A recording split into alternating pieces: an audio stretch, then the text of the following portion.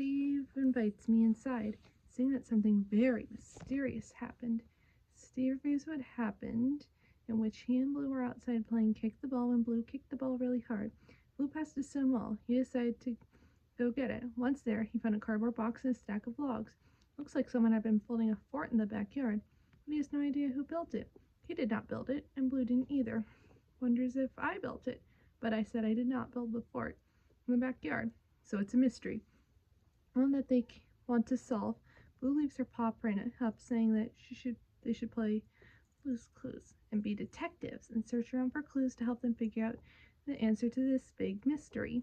After Steve brushed up the rules from the game, the paw print tiptoed and Steve was in shock and asked me where the paw print went. I saw the paw print went to the left and vanished, leaving little marks, but eventually they disappeared soon after. Steve goes to side table to get his notebook.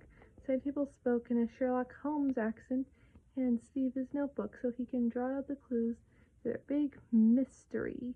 They follow a tip from Mr. Salt during the mysterious builder hunting season and find a leaf. Using logic and observation, he match it to the proper tree that it came from and choosing a narrowing set of trees. After figuring out what tree the brown maple leaf came from, Steve finds a clue on footprints with 4 toes. After drawing the first clue, Blue comes in and Steve tells her that he and I found the first clue. The footprints that Steve drew were not Blue's footprints. Steve knew that the clue was like evidence, and because the first clue is footprints, that meant the mystery builder has to have feet. Blue did not know the answer, and then Steve decides to follow the footprints, see if he and I figure out the feet that made them. The footprints stopped by the garden. Pale was watering the garden. Steve hides behind a tree and peeks out and realizes that Pale did not make those footprints, so they looked somewhere else. Gopher poked his head up from the ground and disappeared underneath. Steve and Blue find Tickety, who does so have feet.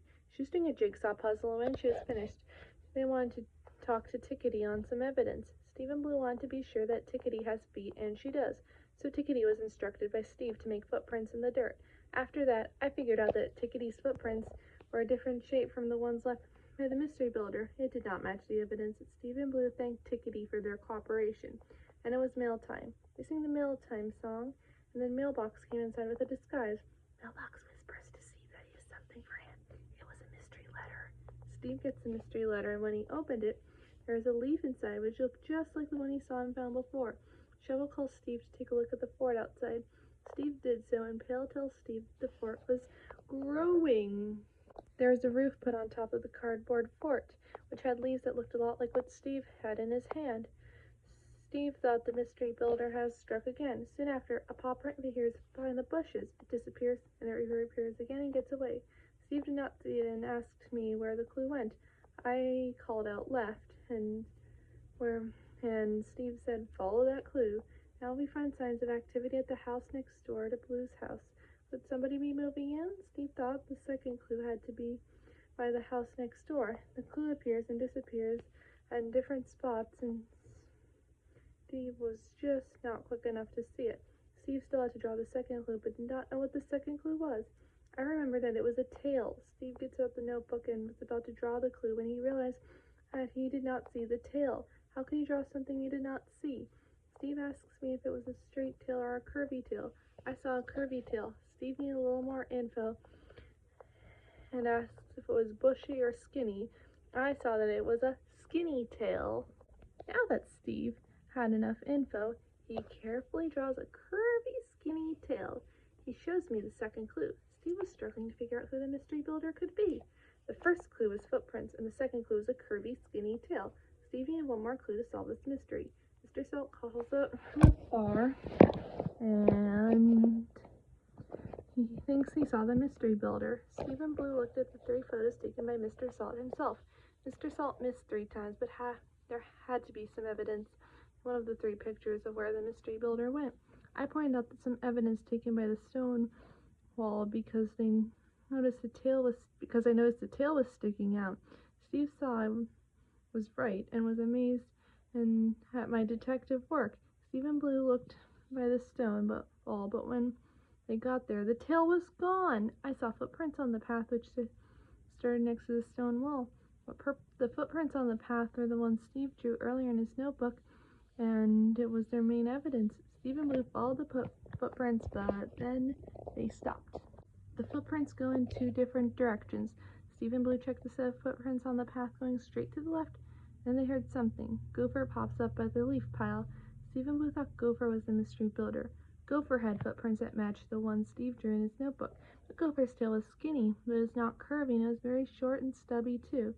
Steve and Blue now know that Gopher was not the mystery builder. As Gopher left, Steve and I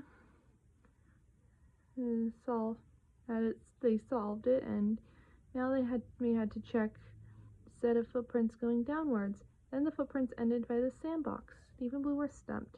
Steve asks me where the mystery builder went this time. I pointed out the tire swing, which was still swinging, and thought somebody must have just pushed it.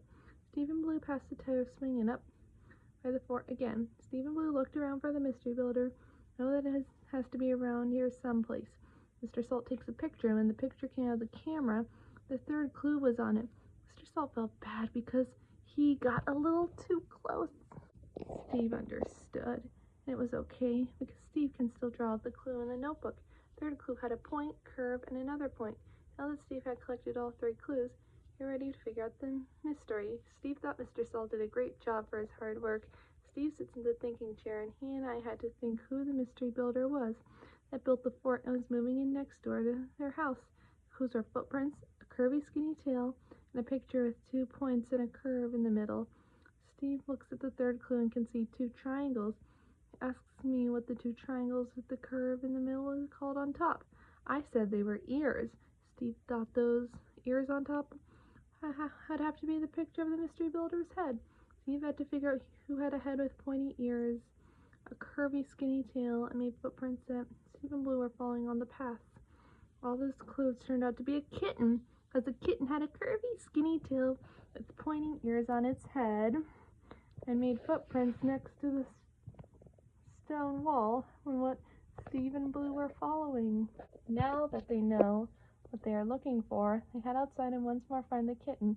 It takes Steve and Blue a minute to find him, but once they do, Steve asks them for his name. He asks for their names, and they tell him and he introduces himself as Periwinkle. It turns out he has moved in next door and has been building his fort outside, not knowing anything about his new neighbors.